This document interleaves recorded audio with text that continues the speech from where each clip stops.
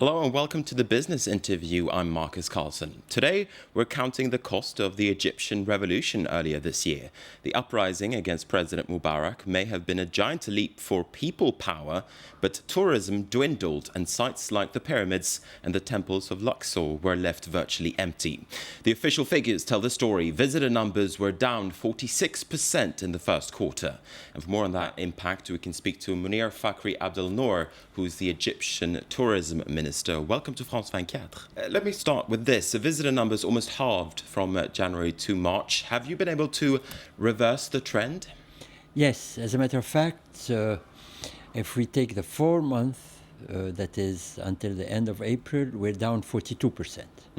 As a matter of fact, to be more precise, in February we were down 80% compared to February of last year. In March we were down 60%, and in April we were down 35%. So you're confident that you've hit the bottom, so to speak, and things are pointing upwards? Oh, definitely. I mean, the trend is very clearly ascending, and I think we are on the path to recovery. When do you think things will go back to normal? 100% normal, I think, by September. That quickly? Oh, yes. Let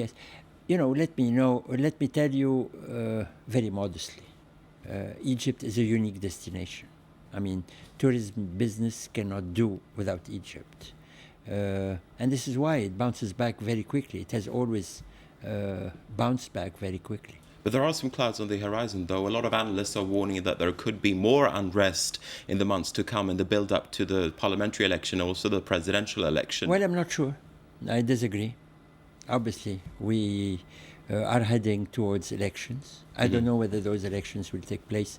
I'm talking about parliamentary. I'm not sure whether the elections will take place in September or maybe slightly later. Nevertheless, I mean, we have had elections back in last November 2010. They were quite tough, and they did not affect tourism at all. On the contrary. November and December 2010, where tourism reached its peak.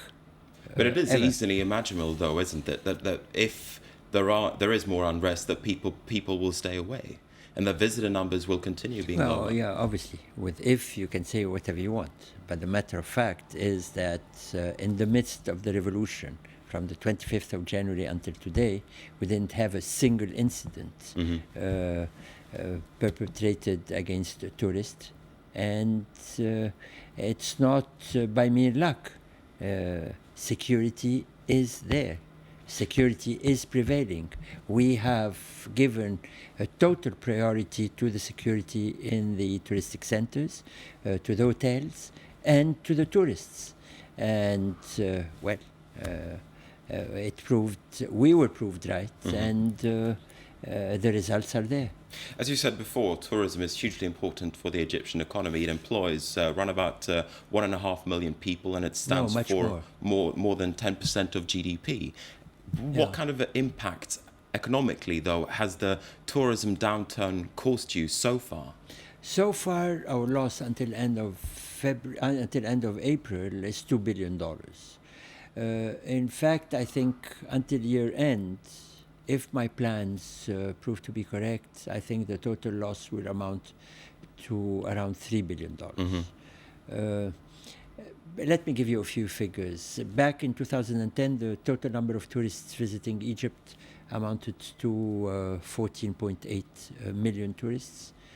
Total income was around $13 billion US. My plan, ambitious, but I think realistic, is that we'll end up this year with around 11 million tourists. I want to end on a political note, because you're a leader from the Waft party, which Absolutely. used to be in opposition before Mubarak fell or before he resigned. What are your hopes ahead of the elections?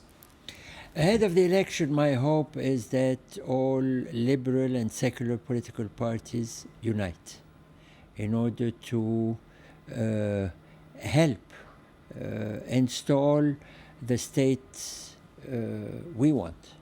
We want You say that's your hope, but are you confident that could happen as well? We have to work on that, and if we work well, it will happen. On a note of hope, we're going to end this interview. Thanks very much indeed, Munir Fakhri Abdul Noor, the Egyptian Tourism Minister. We really appreciate your time. I thank you very much. And with that, we're going to wrap up the program as well. Thanks for watching France 24.